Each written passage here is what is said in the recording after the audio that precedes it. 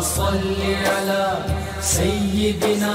ومولانا محمد وعلى بسم اللہ الرحمن الرحیم۔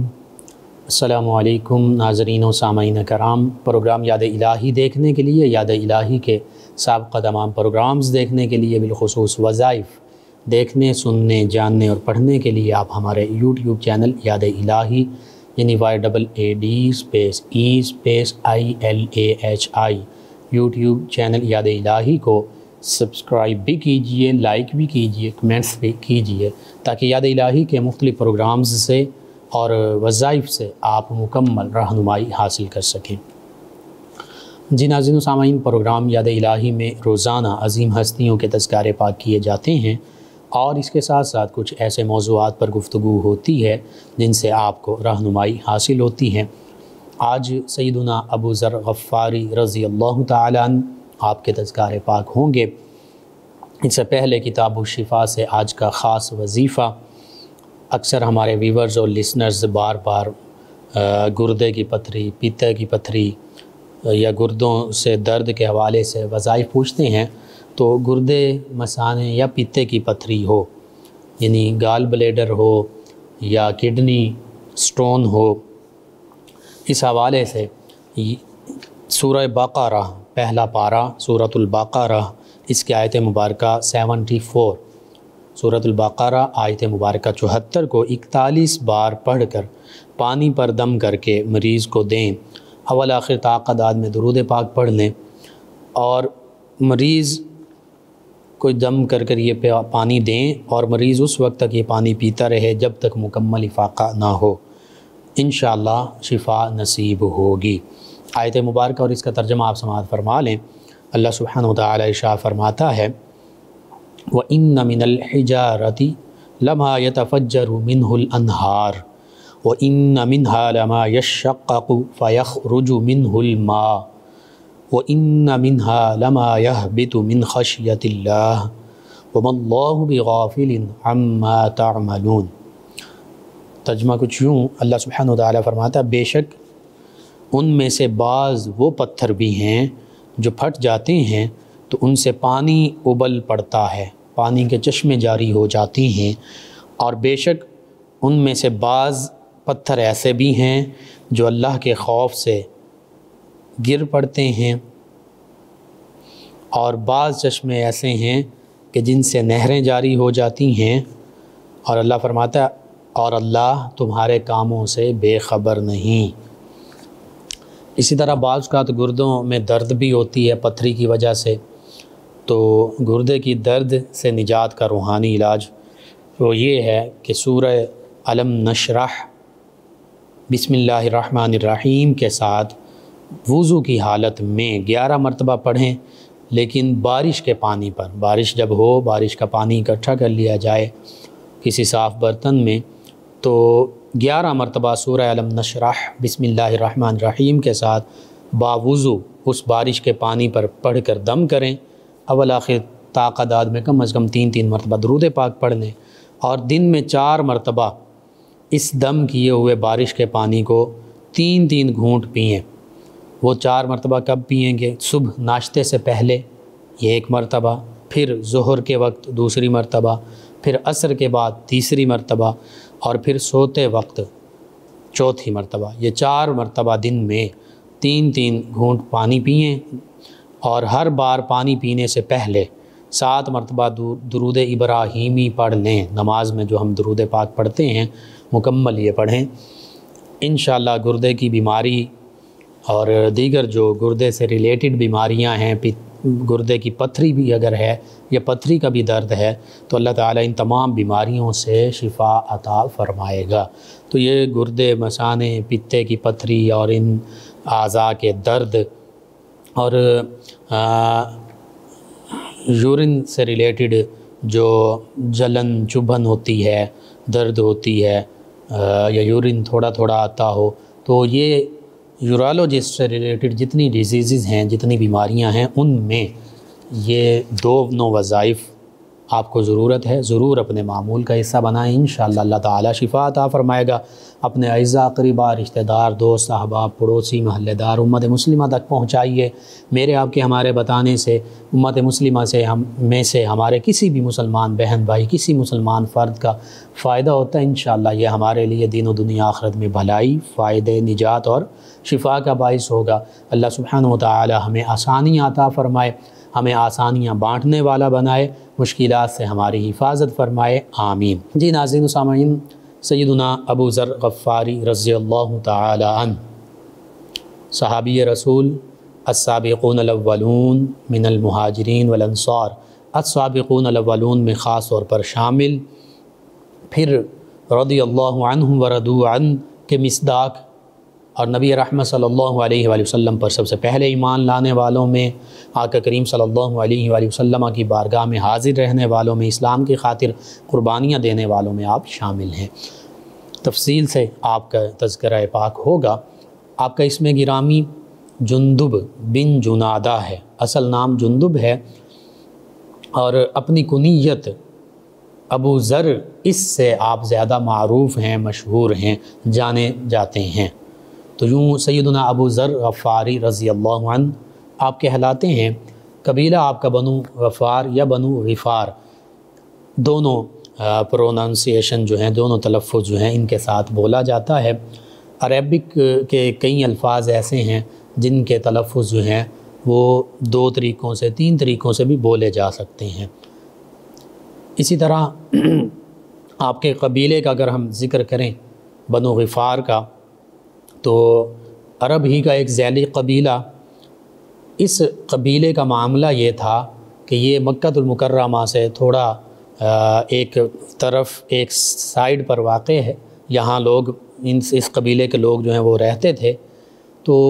اکثر اس قبیلے کے قریب سے جو قافلے گزرتے، جو لوگ گزرتے، جو مسافر گزرتے، اس قبیلے کے لوگ ان قافلے والوں پر حملہ کر دیتے یا لوگوں پر حملہ کرتے، اور ڈاکہ زنی، راہ زنی اس قبیلے کے اکثر لوگوں کا پیشہ تھا۔ نبی رحمت صلی اللہ علیہ وآلہ وسلم کی ولادت باسعادت ہوئی، کائنات حقیقت میں روشن ہو گئی، اور وہ کسریٰ کے، قیصر و کسریٰ کے وہ کنگرے گر گئے۔ اسی طرح شیطان نے واویلا کیا، شیطان نے شور مچایا، کئی نشانیوں کا ظہور ہوا۔ سیدہ آمنہ رضی اللہ تعالی عنہا طیبہ طاہرہ، آپ نے جو آقا کریم صلی اللہ علیہ وآلہ وسلم کی ولادت باسعادت پر نور ظاہر ہوا، اس سے بصرہ کے، شام کے محلات وہ دیکھ لیے، تو کئی نشانیوں کا ظہور ہوا۔ جب آقا کریم صلی اللہ علیہ وآلہ وسلم نے اپنا مبارک بچپن گزارا، پھر مبارک لڑکپن گزارا، پھر نوجوانی مبارک، پھر مبارک جوانی، اور پھر 40 برس کی عمر مبارکہ تک پہنچے آقا کریم صلی اللہ علیہ وآلہ وصحبہ وبارک وسلم، تو اللہ رب العزت کے حکم کے مطابق نبی کریم صلی اللہ علیہ وآلہ وسلم نے نبوت اور رسالت کا اظہار فرمایا، اعلان فرمایا۔ آقا کریم صلی اللہ علیہ وآلہ وسلم نے اپنے خاتم النبیین ہونے، خاتم المرسلین ہونے، اللہ کے سچے نبی، سچے رسول، آخری نبی، آخری رسول ہونے کا پیغام لوگوں تک پہنچایا، اللہ کی وحدانیت کا پیغام پہنچایا کہ هو اللہ احد، وہ اللہ ایک ہے، اللہ الصمد، اللہ بے نیاز ہے، لم یلد ولم یولد،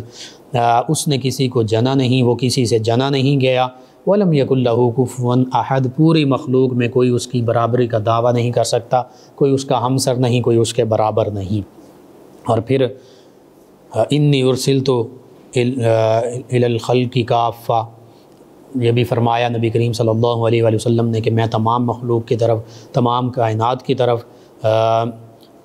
اور الی الناس کا بھی ذکر ہے، انی ارسلت الی الناس کافہ، میں تمام انسانیت کی طرف اللہ کا رسول بن کر تشریف لایا ہوں۔ تو جب اللہ کے پیارے حبیب صلی اللہ علیہ وآلہ وصحبہ وبارک وسلم نے یہ وحدانیت یعنی توحید اور اللہ کی توحید اور اپنی رسالت کا پیغام لوگوں تک پہنچایا، تو جو سب سے پاکیزہ قلوب ہستیاں تھیں، جو سب سے عظیم ہستیاں تھیں بعد از انبیاء کرام علیہ السلام، انہوں نے آقا کریم صلی اللہ علیہ وآلہ وسلم کے پیغام توحید و رسالت پر آمنا و صدقنا کہا، یعنی انہوں نے سر تسلیم خم کیا، انہوں نے کہا آمنا، ہم ایمان لائے اللہ کی توحید پر، اللہ کی وحدانیت پر، اللہ کے ایک ہونے پر، اللہ کے معبود ہونے پر، اور ہم تصدیق بھی کرتے ہیں دل سے بھی زبان سے بھی کہ اللہ وحدہ لا شریک ہے، وہ اکیلا ہے، اس کا کوئی ہمسر نہیں، اس کے سوا کوئی عبادت کے لائق نہیں۔ وصدقنا، یہ آمنا اور وصدقنا میں آ گیا توحید کا بھی، توحید پر ایمان لائے، توحید کی تصدیق کی، اور آقا کریم صلی اللہ علیہ وآلہ وسلم کی نبوت اور رسالت پر آمنا وصدقنا۔ وہ صحابہ کرام علیہم رضوان عظیم ہستیاں جنہوں نے آقا کریم صلی اللہ علیہ وآلہ وسلم کی براہ راست زیارت کرتے ہوئے اپنے دلوں کو، اپنی آنکھوں کو ٹھنڈا کرتے ہوئے کہا کہ ہم اے اللہ کے حبیب صلی اللہ علیہ وآلہ وسلم، ہم آپ کی نبوت و رسالت، آپ کے آخری نبی آخری رسول ہونے پر دل و جان سے ایمان بھی لائے اور زبان سے اس کی تصدیق بھی کرتے ہیں۔ تو یہ پاکیزہ قلوب ہستیاں، انہیں پھر صحابیت کا شرف اللہ رب العزت نے عطا فرمایا، اور یہ ایسا شرف ہے کہ بعد از انبیاء کرام علیہ السلام سب سے عظیم ہستیاں نبی کریم صلی اللہ علیہ وآلہ وسلم کے صحابہ کرام علیہم الرضوان ہیں، حتیٰ کہ اس میں وہ صحابہ و صحابیات رضوان اللہ علیہ مجمعین بھی شامل ہیں جو آقا کریم صلی اللہ علیہ وآلہ وسلم کے اہل بیت کرام علیہم الرضوان میں شامل ہیں۔ یعنی اہل بیت کرام علیہم الرضوان میں سے وہ ہستیاں جنہیں صحابیت کا شرف بھی حاصل ہوا، وہ بھی اسی مقام و مرتبے میں شامل ہیں، یعنی بعد از انبیاء کرام علیہ السلام وہ بھی بڑی عظمت، رفعت اور شان والی ہستیاں ہیں، کیونکہ انہیں آقا کریم صلی اللہ علیہ وآلہ وسلم کے اہل بیت آل پاک ہونے کا شرف بھی حاصل ہے، اور انہیں صحابیت کا شرف بھی حاصل ہے۔ تو یوں یہ سبھی ہستیاں، انہیں نبی کریم صلی اللہ علیہ وآلہ وسلم پر براہ راست ایمان لانے کی وجہ سے اور زیارت نصیب ہونے کی وجہ سے اللہ سبحانہ وتعالی نے یہ عظمت، یہ رفعت، یہ شان، یہ مقام و مرتبہ عطا فرمایا کہ انبیاء کرام علیہم السلام کے بعد یہ سب سے عظیم ہستیاں ہیں، اور پوری دنیا کے تمام مسلمان، تمام اولیاء کرام، حتیٰ کہ غوث، قطب، ابدال، قلندر بھی اکٹھے ہو جائیں، کسی بھی ایک صحابی رضی اللہ عنہ کے گرد راہ کو نہیں پہنچ سکتے۔ حالانکہ ان تمام اولیاء کاملین صالحین کا بھی بڑا بلند مقام و مرتبہ ہے، لیکن صحابہ کرام علیہم الرضوان کا مقام و مرتبہ جو ہے وہ وراء الورا ہے۔ اسی عظمت اور شرف کے حامل ہیں سیدنا ابو ذر غفاری رضی اللہ تعالی عنہ۔ آپ بھی اپنے قبیلے کی طرح شروع میں یوں ہی اسلحہ لیتے، جو بھی اس دور کی ضرورت تھی، تیر، کمان، تلوار، نیزہ، جس چیز کی ضرورت ہوتی اس سے لیس ہوتے، اور پھر مختلف قافلوں پر، مختلف لوگوں پر حملہ کیا کرتے، ان کا مال و اسباب لوٹ لیا کرتے۔ لیکن جب اسلام کی روشنی آئی، اسلام کا پیغام اس کائنات ارضی، اس کائنات میں پھیلا، اور تو پھر سیدنا ابو ذر غفاری رضی اللہ عنہ آقا کریم صلی اللہ علیہ وآلہ وسلم کے اظہار نبوت فرمانے سے بھی پہلے، بعض روایت میں ملتا ہے، صحیح مسلم میں، دیگر حدیث مبارکہ کی کتب میں، سیرت کی کتب میں، صحابہ کرام کے تذکار پاک میں آپ خود بھی فرماتے ہیں کہ میں 3 سال تک جو نبی کریم صلی اللہ علیہ وآلہ وسلم کا بھی پیغام ان تک نہیں پہنچا، اس سے پہلے آپ فرماتے ہیں کہ میں 3 سال تک مسلمان ہونے سے پہلے بھی اللہ کی بارگاہ میں سجدہ ریز ہوتا تھا، نماز پڑھتا تھا، اور اس معاملے سے، راہ زنی اور قذاقی سے یہ پلٹ آئے تھے، انہوں نے اس کو چھوڑ دیا۔ ان کے دل میں احساس پیدا ہوا کہ یہ معاملہ جو ہے یہ انسانیت کی تذلیل ہے، اور یہ اخلاق اور کردار کے منافی ہے کہ اپنے جیسے انسانوں کو، لوگوں کو بلا وجہ ظلماً ان کو لوٹا جائے، ان سے مال و اسباب چھین لیا جائے، اور ان کو نقصان پہنچایا جائے۔ تو آپ نے کنارہ کشی اختیار کر لی ان تمام معاملات سے، پھر اور بتوں کی پوجا سے بھی دور رہے۔ تو جب نبی کریم صلی اللہ علیہ وآلہ وسلم نے اسلام کا پیغام عام کیا اور لوگوں کو بتایا کہ یہ بت جو ہیں یہ خدا نہیں ہیں، یہ ہمارے اپنے ہاتھوں سے بنائے ہوئے ہیں، تو ہاتھوں سے بنایا ہوا خدا کیسے ہو سکتا ہے جو نہ بول سکتا ہے، نہ سن سکتا ہے، اور جو مخلوق ہے اللہ تو وہ ہے جو خالق ہے، وہ ساری کائنات کا پیدا فرمانے والا ہے، یہ بت تو مخلوق ہیں، انہیں تو ہم نے خود کریٹ کیا، اپنے ہاتھوں سے بنایا ہے۔ تو جب یہ پیغام سیدنا ابو ذر غفاری رضی اللہ عنہ کے کانوں میں پڑا، لوگ مکۃ المکرمہ آتے تھے، کوئی حج کی غرض سے، کوئی تجارت کی غرض سے، کوئی دیگر معاملات کے حوالے سے، تو جب یہ پیغام ان کے کانوں میں پہنچا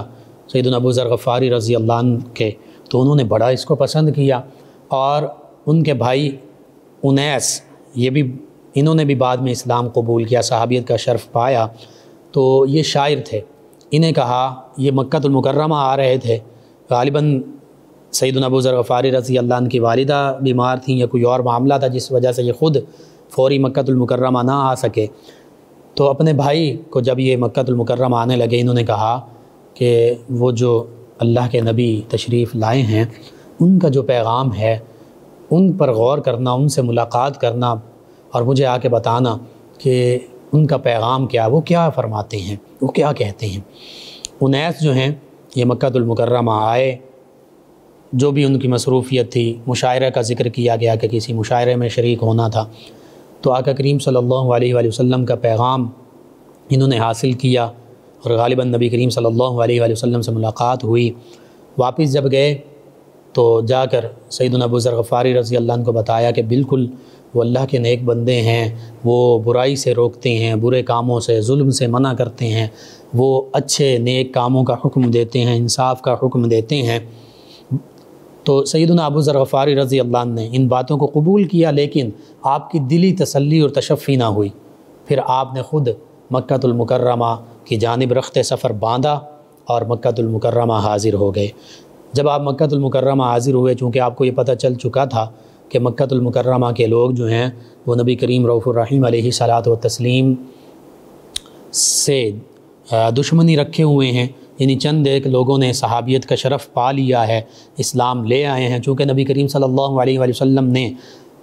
ابتدائی جو 3 سال ہیں یہ پوشیدہ اسلام کا پیغام جو ہے وہ لوگوں تک پہنچایا، کھلے عام نہیں پہنچایا۔ اس کی وجہ یہ تھی کہ بڑے بڑے جو کفار مکہ کے سردار تھے انہوں نے اسلام کے پیغام کی نفی کی اور اس کو قبول بھی نہیں کیا، بلکہ دشمنی پر اتر آئے۔ تو اب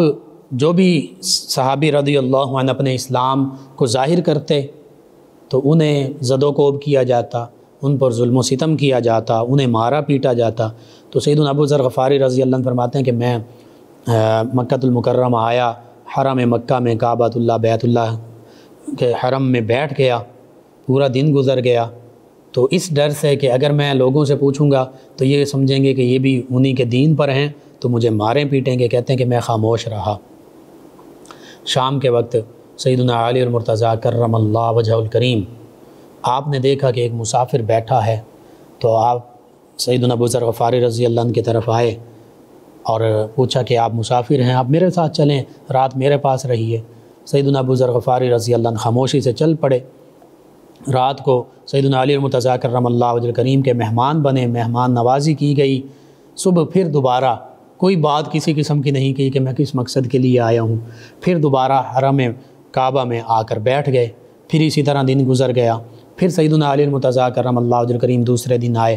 پھر مسافر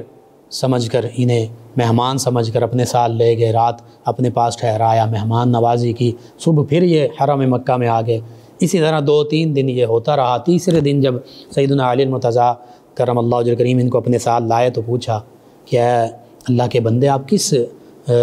نیت سے، کس وجہ سے یہاں مکۃ المکرمہ میں ہیں؟ تو انہوں نے سیدنا ابو ذر غفاری رضی اللہ عنہ نے پھر اپنا ماجرا بڑی رازداری سے بیان کیا اور رازدارانہ الفاظ میں، مبہم الفاظ میں۔ تو سیدنا علی المرتضیٰ کرم اللہ وجہ الکریم نے فرمایا کہ آپ میرے پیچھے چلتے آئیے، اور اگر کہیں کوئی ایسا خطرہ یا خوف محسوس ہوا کہ کفار مکہ ہم پر حملہ کرنا چاہتے ہیں، مارنا پیٹنا چاہتے ہیں، تو میں نیچے بیٹھ جاؤں گا کسی بہانے سے، جوتی سیدھی کرنے یا کسی بھی بہانے سے، اور آپ آگے چلتے رہیے گا۔ یعنی یوں ہم دکھائیں گے کہ جیسے ہم ایک دوسرے کو جانتے بھی نہیں، کیونکہ ہو سکتا ہے کہ یہ کفار مکہ مجھے تو جانتے ہیں کہ یہ نبی کریم صلی اللہ علیہ وآلہ وسلم کے چچا زاد بھائی ہیں اور یہ بھی مسلمان ہو چکے ہیں، تو اسی میری وجہ سے پھر آپ کو بھی نقصان پہنچائیں گے۔ تو بہرحال کوئی ایسا راستے میں معاملہ نہ ہوا سیدنا علی المرتضیٰ کرم اللہ وجہ کریم کے ساتھ سیدنا ابو ذر غفاری رضی اللہ عنہ آقا کریم صلی اللہ علیہ وآلہ وصحبہ وبارک وسلم کی بارگاہ اقدس میں حاضر ہو گئے۔ جب حاضر ہوئے نبی کریم صلی اللہ علیہ وآلہ وسلم کو آپ نے سلام کہا، جیسے اسلامی طریقہ رائی تھا، السلام علیکم۔ نبی کریم صلی اللہ علیہ وآلہ وسلم نے جواب مرحمت فرمایا، اور انہوں نے عرض کیا کہ اے اللہ کے رسول صلی اللہ علیہ وسلم، آپ کی تعلیمات کیا ہیں، آپ مجھے بھی ارشاد فرمائیے۔ نبی کریم صلی اللہ علیہ وآلہ وسلم نے قرآن مجید فرقان حمید کی چند آیات بینات تلاوت کی تو سیدنا ابو ذر غفاری رضی اللہ عنہ کے دل پر بہت اثر پڑا، اور آپ نے عرض کیا کہ یا رسول اللہ صلی اللہ علیہ وسلم، مجھے بھی اسلام میں داخل فرما لیجئے، مجھے بھی ایمان کی دولت سے نوازیے۔ تو بس پھر نبی کریم صلی اللہ علیہ وآلہ وسلم کے دست مبارکہ پر انہوں نے اسلام قبول کیا، اور یوں پہلے اسلام قبول کرنے والوں میں السابقون الاولون میں سیدنا ابو ذر غفاری رضی اللہ تعالی عنہ شامل ہوئے۔ ان کی زندگی جو ہے اس سے یہی پتہ چلتا ہے کہ بعض اوقات بحیثیت انسان گمراہی کی دلدل میں غرق ہوتا ہے، انسان برائیوں میں ڈوبا ہوا ہوتا ہے، انسان برے اعمال میں پڑ جاتا ہے، تو اصل میں تو انسان وہ ہے، چونکہ انسان انس اور نسیان سے یہ لفظ انسان جو ہے ماخوذ ہے، انس سے ہو تو اس کا معنی ہے انس یعنی محبت کرنے والا۔ انسان کے دل میں اللہ تعالیٰ نے محبت کا جذبہ رکھا ہے، وہ اللہ کی محبت ہے، وہ اللہ کے حبیب صلی اللہ علیہ وآلہ وسلم کی محبت ہے، وہ صحابہ کرام، اہل بیت کرام، اولیاء کاملین کی محبت ہے، وہ متقی ہمارے مسلمان بھائیوں کی محبت ہے جو تقوی والے ہیں، امت مسلمہ کی محبت ہے۔ پھر اس کے بعد دیکھیے وہ والدین کے ساتھ محبت ہے، والدین کی اولاد کے ساتھ محبت ہے، میاں بیوی کی محبت ہے، جو جائز محبتیں ہیں وہ ساری اللہ تعالیٰ نے انسان کے دل میں رکھیں۔ بعض کا شیطان کی طرف سے ناجائز محبتوں کا معاملہ بھی ہوتا ہے۔ تو اب انس سے محبت یہ انسان کے دل میں رکھ دی گئی۔ دوسرا ہے نسیان، انسان کا مادہ بعض علماء نے کہا کہ نسیان سے ہے، بھول جانے والا۔ تو بالکل یہ بھی بات ہے، بھول چوک کر کوئی نہ کوئی گناہ کر بیٹھتا ہے، غلطی کر بیٹھتا ہے تو فوراً اللہ کی طرف رجوع کر لے، توبہ کر لے، تو پھر اللہ کی محبت کا اللہ کی محبت کا تقاضا یہی ہے کہ اگر بحیثیت انسان کوئی گناہ کر بیٹھا، کوئی غلطی کر بیٹھا، کوئی برائی کر بیٹھا تو اللہ کی طرف لوٹ آئے، توبہ کر لے۔ سیدنا ابو ذر غفاری رضی اللہ عنہ کا معاملہ یہی ہے کہ اگرچہ بظاہر پہلے ڈاکو تھے، راہزن تھے، قزاق تھے، اس معاملے میں تھے اسلام قبول کرنے سے پہلے، اور جب اللہ اور اللہ کے حبیب صلی اللہ علیہ وسلم کا بالخصوص پیغام سنا تو اس چیز سے بھی پلٹ آئے اور دل میں رقت اور نرمی پیدا ہو گئی، وہ اللہ کی محبت پیدا ہو گئی، اللہ کے حبیب صلی اللہ علیہ وسلم کی محبت پیدا ہو گئی، مخلوق کی محبت آ گئی، انسانیت سے محبت آ گئی۔ تو یہ سیدنا ابو ذر غفاری رضی اللہ عنہ کی زندگی سے ایک سبق ہمیں یہ بھی ملتا ہے کہ اگر میں، آپ، ہم میں سے کوئی بھی کسی برے کام پر مائل ہے، کسی برائی میں مبتلا ہے، کسی گناہ کے کام میں مبتلا ہے، حقوق اللہ کے حوالے سے پورے نہیں کر رہا، یا حقوق العباد کے حوالے سے انسانوں سے کے حقوق چھین رہا ہے، غصب کر رہا ہے، چوری، ڈاکہ زنی، کسی بھی اور معاملے میں مبتلا ہے، شراب، جوا، زنا، کتنی برائیاں ہیں، کسی بھی بیماری میں، کسی بھی گناہ میں مبتلا ہے، یہ اس طرح کی اخلاقی روحانی بیماری میں، تو وہ اللہ تعالیٰ کی بارگاہ میں توبہ کر لے۔ جب توبہ کر لے گا تو پھر وہ اللہ کا محبوب بندہ بن جائے گا۔ ان اللہ یحب التوابین ویحب المتطہرین، اللہ سبحانہ وتعالیٰ فرماتا ہے کہ بے شک اللہ تعالیٰ بہت زیادہ توبہ کرنے والوں کو بھی اپنا محبوب بنا لیتا، انہیں بھی پسند فرماتا، ان سے محبت فرماتا ہے، اور جو بہت زیادہ پاک صاف رہتے ہیں، پاکیزگی اختیار کرتے ہیں، جسمانی حوالے سے بھی پاک صاف رہتے ہیں، اپنے قلب و روح کو، ذہن کو پاک صاف رکھتے ہیں، تو اللہ فرماتا ہے یہ اللہ کے محبوب بندے ہیں، اللہ تعالیٰ ان سے محبت فرماتا ہے، یہ اللہ کے پسندیدہ بندے بن جاتے ہیں۔ بہرحال سیدنا ابو ذر غفاری رضی اللہ عنہ جب اسلام قبول کیا، اب یہ عرض کرنے لگے یا رسول اللہ صلی اللہ علیہ وسلم، مجھے آپ حکم دیجئے میں اپنے اسلام کا اظہار کروں۔ نبی رحمت صلی اللہ علیہ وآلہ وسلم نے پہلے انہیں منع فرما دیا کہ نہیں، اور منع اسی وجہ سے فرمایا، حکمت تھی کہ اگر آپ اسلام کا اظہار کریں گے تو یہ کفار مکہ آپ کو ایذا دیں گے، تکلیف دیں گے، لیکن پھر آقا کریم صلی اللہ علیہ وآلہ وسلم کی بارگاہ میں انہوں نے جب بارہا اصرار کیا، آقا کریم صلی اللہ علیہ وآلہ وسلم نے اجازت دے دی، انہوں نے اپنے اسلام کا اظہار کیا مکۃ المکرمہ میں۔ تو مکۃ المکرمہ کے جو کفار مکہ تھے، بڑے بڑے سردار، بڑے بڑے جو قریش مکہ، کفار مکہ کے لوگ جو اسلام کے مخالف تھے، انہوں نے سیدنا ابو ذر غفاری رضی اللہ عنہ کو مارنا پیٹنا شروع کر دیا، اور بہت زیادہ مارا پیٹا، حتیٰ کہ روایت میں آتا کہ آپ بے ہوش ہو گئے۔ تو سیدنا عباس رضی اللہ عنہ انہوں نے پھر بیچ میں آ کے یہ لڑائی جھگڑا ختم کروایا، اور کفار مکہ سے کہا کہ بھائی یہ مسافر ہے، یہ مہمان ہے، یہ فلاں قبیلے کا ہے، کیوں تم خون ریزی چاہتے ہو؟ تو بہرحال سیدنا ابو ذر غفاری رضی اللہ عنہ جب ہوش میں آئے، آقا کریم صلی اللہ علیہ وآلہ وسلم کے حکم کے مطابق آپ اپنے قبیلے میں گئے، اور نبی کریم صلی اللہ علیہ وآلہ وسلم نے یہ فرمایا کہ آپ اپنے قبیلے میں جا کر اسلام کا پیغام عام کیجئے، اسلام کی تبلیغ کیجئے۔ جب آپ اپنے قبیلے میں گئے تو اسلام کی آپ نے دعوت دی اپنے قبیلے والوں کو، قبیلے کے اکثر لوگ جو ہیں انہوں نے اسلام قبول کر لیا، آپ کے بھائی سیدنا انیس رضی اللہ عنہ انہوں نے بھی، یا سیدنا انیس رضی اللہ عنہ انہوں نے بھی اسلام قبول کر لیا۔ پھر یوں ہی یہ قبیلہ جو راہ زنی، قذاقی، ڈاکہ زنی اس کا شعار تھا، اس ساری چیزوں سے اس قبیلے نے توبہ کی، اور پھر آپ دیکھیے کہ پورے کا پورا قبیلہ، چونکہ اکثر لوگ مسلمان ہو چکے تھے سوائے چند ایک کے، وہ لوگ بھی بعد میں اسلام انہوں نے بھی قبول کر لیا۔ تو یہ قبیلہ جو برائی کی طرف مائل تھا، گناہ میں مبتلا تھا، بتوں کی پوجا کرتا تھا، جب اسلام کی روشنی ان تک پہنچی تو ساری برائیوں سے یہ دور ہو گئے، حتیٰ کہ اللہ پر ایمان لے آئے، اللہ کے حبیب صلی اللہ علیہ وآلہ وسلم پر ایمان لے آئے۔ تو اس سے یہ بھی پتہ چلتا ہے کہ آج بھی اگر اسلام کا پیغام محبت کے ساتھ، اچھے انداز کے ساتھ ہر انسان، ہر مسلمان، اگرچہ علماء کرام کی تو بدرجہ اولا یہ ذمہ داری ہے، علماء کرام مختلف زبانوں میں، اردو میں، عربک میں، انگلش میں پہنچا بھی رہے ہیں، لیکن مزید ضرورت ہے کہ علماء کرام دین اسلام کا پیغام محبت بھرے انداز کے ساتھ، قرآن کا پیغام، حدیث کا پیغام لوگوں تک پہنچائیں۔ اس کے ساتھ ساتھ جو ٹیچرز ہیں، پروفیسرز ہیں، یا دیگر حتیٰ کہ اسٹوڈنٹس ہیں، عام مسلمان ہیں، ہر شعبے کے افراد جس شعبے میں موجود ہیں، انہیں چاہیے کہ وہ علماء کرام کے پاس بیٹھیں، حقیقی اولیاء اللہ کے پاس بیٹھیں، ان سے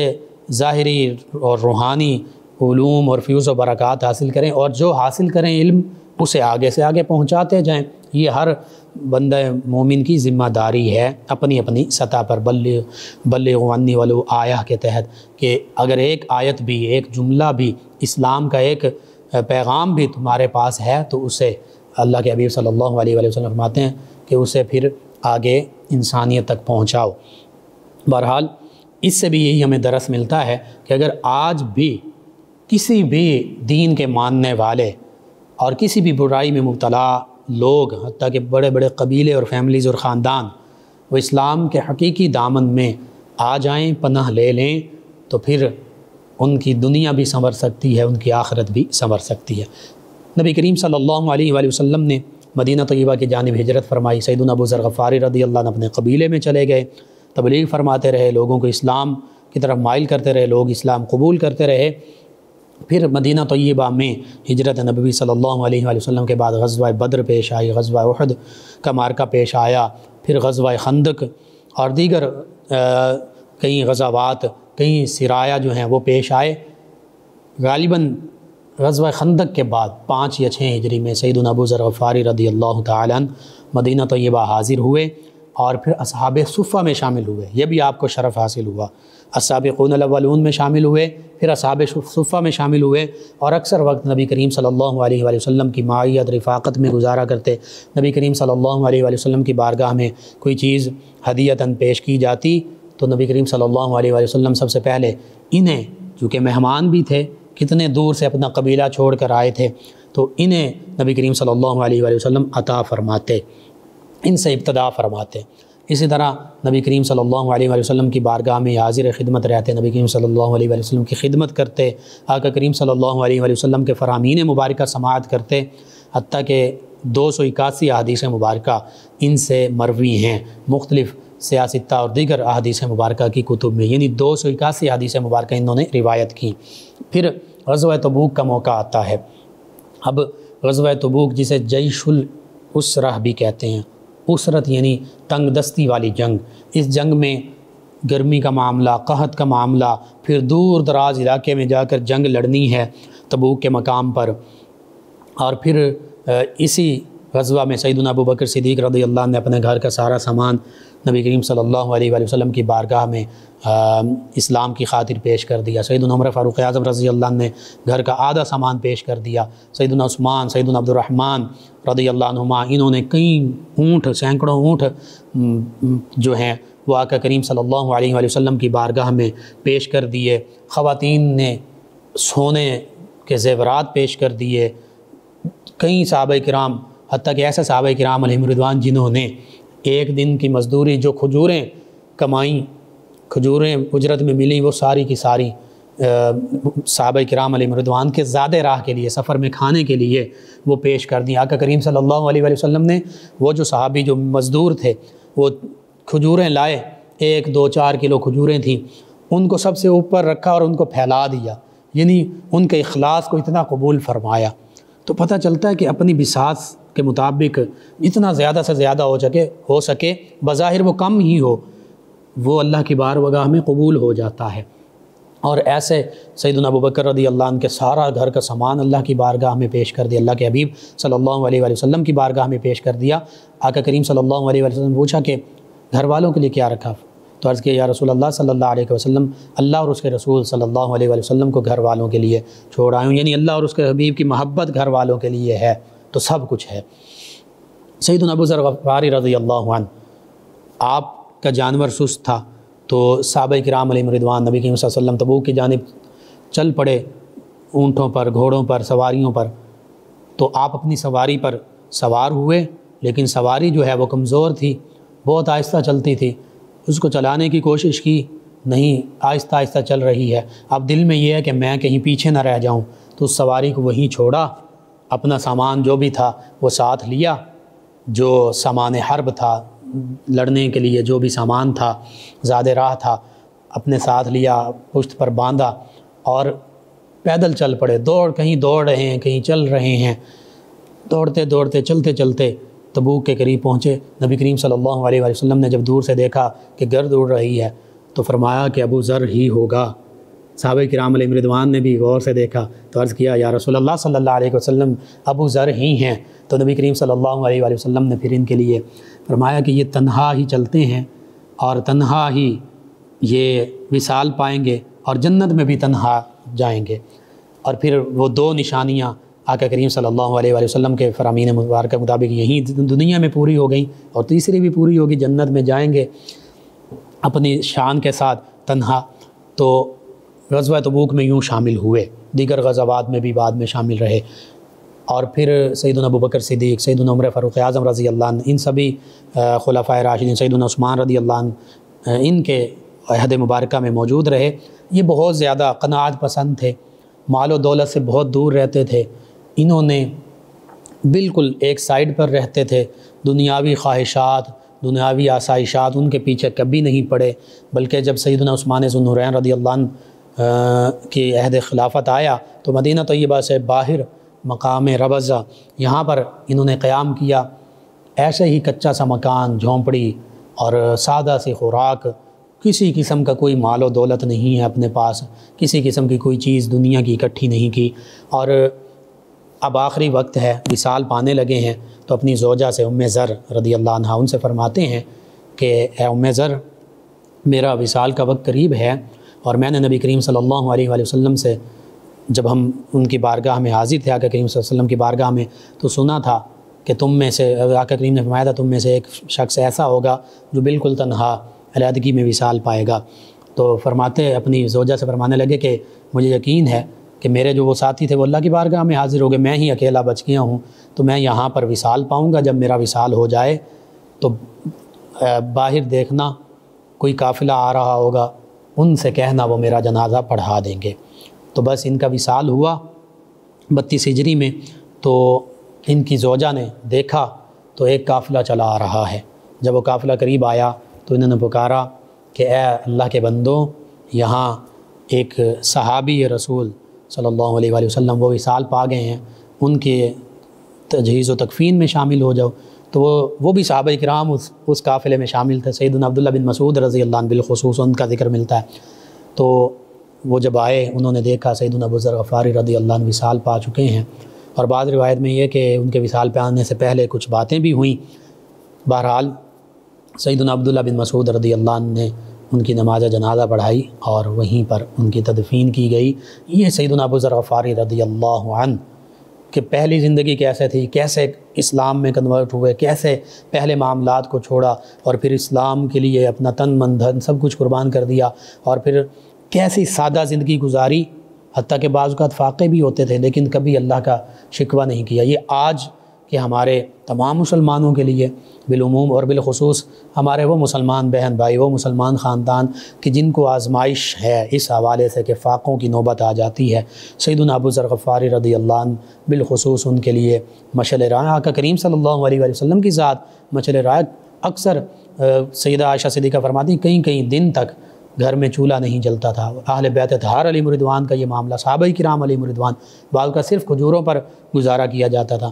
تو بس اللہ سبحانہ وتعالی سے یہ دعا، اللہ تعالی ہمیں ان عظیم ہستیوں کی محبت اور ان کے نقش قدم پر چلنے والا بنائے، ان ہستیوں کے تصدق سے عالم اسلام کو سربلندیاں عطا فرمائے، آمین۔ اللہم صلی علی سیدنا و مولانا محمد وعلی آپ سماعت فرما رہے ہیں پروگرام یاد الہی۔ ناظرین سامعین اس دوران ہمیں جوائن کیا ہے خیرات علی صاحب ہیں، کہتے ہیں السلام علیکم۔ جی وعلیکم السلام۔ کہتے ہیں کیا حال ہے بھائی؟ جی الحمدللہ۔ کہتے ہیں پروگرام از ویری نائس، شکریہ آپ کا۔ محمد شیر صاحب ہیں سرگودا سے، کہتے ہیں مفتی صاحب آپ کو، آپ کی پوری ٹیم کو اور تمام سننے والوں کو سلام۔ جی وعلیکم السلام۔ کہتے ہیں پروگرام روز سنتا ہوں، بہت اچھا لگتا ہے، شکریہ آپ کا بھی۔ آمنہ مظہر صاحبہ ہیں فیصل آباد سے، کہتی ہیں بھائی السلام علیکم۔ جی وعلیکم السلام۔ کہتی ہیں بھائی آپ کا پروگرام بہت اچھا جا رہا ہے، شکریہ آپ کا، تمام ویورز کا، تمام لسنرز کا۔ محمد بوٹا صاحب ہیں ہمارے ساتھ ہمیشہ کی طرح، کہتے ہیں السلام علیکم۔ جی وعلیکم السلام۔ کہتے ہیں اللہ تعالیٰ آپ کو، آپ کی فیملی کو صحت و تندرستی عطا فرمائے، ہر آنے والی پریشانی مصیبت بیماری سے بچائے،